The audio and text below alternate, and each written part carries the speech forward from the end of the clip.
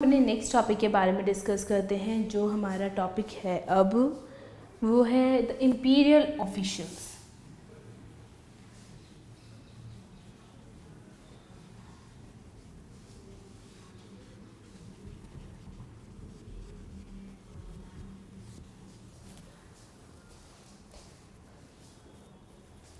The imperial officials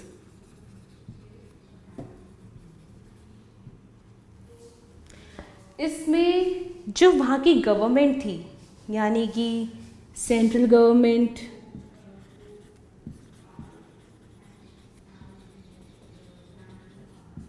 local government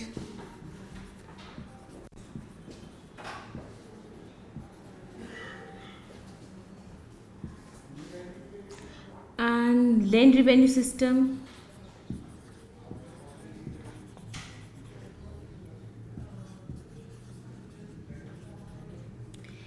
ये तीन तरह की चीज़ें इसमें बताई जाती थी कि किस तरीके से सेंट्रल गवर्नमेंट अपना काम करती थी।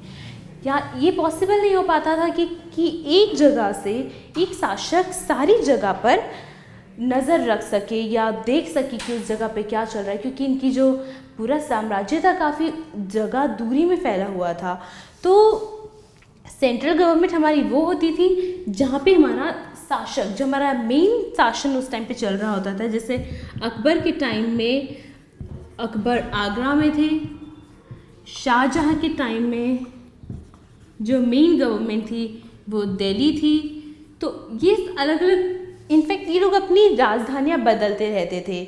कभी कोई फतेहपुर सीकरी में इन्होंने अपनी राजधानी बनाई, इन्होंने अपना अपना मेन जो इनका शासन रहता था वो इन पे डिपेंड करता था, जो हमारी सेंट्रल गवर्नमेंट होती थी कि किस तरीके से उन्होंने काम करना है। लोकल गवर्नमेंट वो होती थी जो अकबर इनके द्वारा एक मनसब तैयार किया जाता था, सूबेदार इन्हें हम कहते हैं। तो सूबेदार जो होते थे वो अलग अलग जगह पे जाके वहाँ की देखभाल करते थे। देखभाल में मतलब वहाँ पे लोगों का ध्यान रखते थे, लोगों मतलब जिस तरीके से वहाँ पे काम होता था उसका ध्यान रखते थे।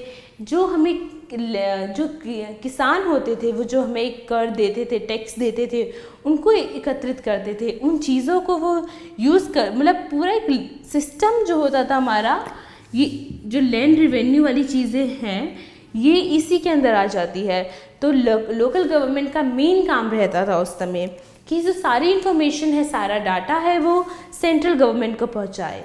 और ये अलग अलग सूबेदार होते थे जिसमें एक मनसबदारी प्रथा भी चली थी, जिसको मनसबदारी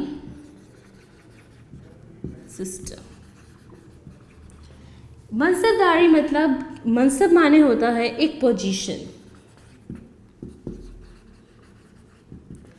गवर्नमेंट के अंदर एक ऐसी पोजीशन लेना उसको मनसबदारी कहा जाता है। तो इस समय सूबेदार होते थे, तो सूबेदार अलग अलग जगह पर जाके रहते थे। उनके घोड़ों का मतलब एक काफ़ी बड़ी यूनिट उनके साथ जाती थी। घोड़ों का ध्यान रखना, हाथियों का ध्यान रखना, आपस में इधर उधर जाना ले जाना, खाना पीना, उनका चारा, ये सब चीज़ें एक कैटेगरी के अकॉर्डिंग डिवाइड थी, काम कौन कौन क्या करेगा।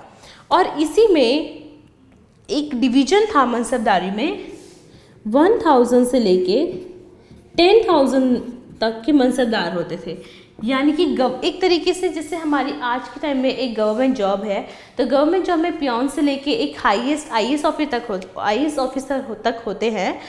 उसी तरीके से इस टाइम पे 1000 से लेके 10,000 तक के मनसब होते थे। तो जो 5000 के अबव वाले जगह होती थी, 5000 वाले सूबेदारी में कहा जाता है कि इनकी एक डाटा होता था कि इनके पास इतने घोड़े हैं, इतने हाथी हैं, इतना इनके पास सिपाही हैं, इनके पास इतनी सेना है, इन सब का जो रिकॉर्ड होता था तो उसके अकॉर्डिंग ये मनसब में डिवाइड होते थे। जैसे कि 1000 वाले इनके पास इतना हिस्सा है, तो ये एक कैटेगरी डिवाइड हो जाती थी। तो 5000 वाले जो मनसब होते थे वो मोस्टली राजा या किसी एक ज़मींदार के लोग, उस तरीके के लोग के पास 5000 से ऊपर वाला मनसब आ पाता था। और इन कैटेगरी पे इन सब में कोई मतलब घपला ना हो या प्रॉब्लम ना क्रिएट हो, तो उसलिए एक वो बनाया गया जात एंड सवार।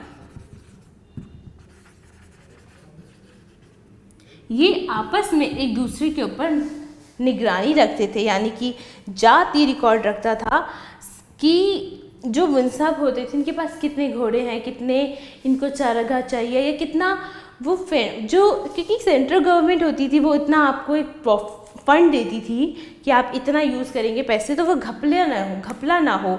तो उस तरीके से लोग काम करते थे, जात सवार का ध्यान रखते थे कि इनके पास कितनी चीज़ें हैं, कितना ये है, और ये इनके पास एक रिकॉर्ड रहता था जात के पास। तो ये पूरा इनका जो ऑफिशियल तरीके से चीज़ें चलती थी ये बहुत अच्छे तरीके से चलता था। कई बार होता था कि आपस में लड़ाई हुई है, उन्होंने उनका मनसब ले लिया, मनसब शिफ्ट होते रहते थे, क्योंकि ये भी कहा जाता है कि अगर एक मनसब एक ही इंसान को रखा जाएगा काफ़ी टाइम तक, तो वो लोग आपस में अच्छे रिलेशन बना सकते हैं और वो घपला करने के चांसेस ज़्यादा बढ़ जाते हैं, और इसलिए उनको एक जगह से दूसरी जगह, दूसरी से तीसरी जगह शिफ्ट करते रहते थे, जिससे कि वो आपस में घपला नहीं हो कोई प्रॉब्लम क्रिएट नहीं हो पाती थी, आपस में उन लोगों के ऐसे रिलेशन नहीं बन पाते थे सिपाही उनके साथ कि वो झूठ बोल सके। और ये सेंट्रल गवर्नमेंट का काम होता था, जो मेन एक ऑर्गेनाइज तरीके से काम करती थी।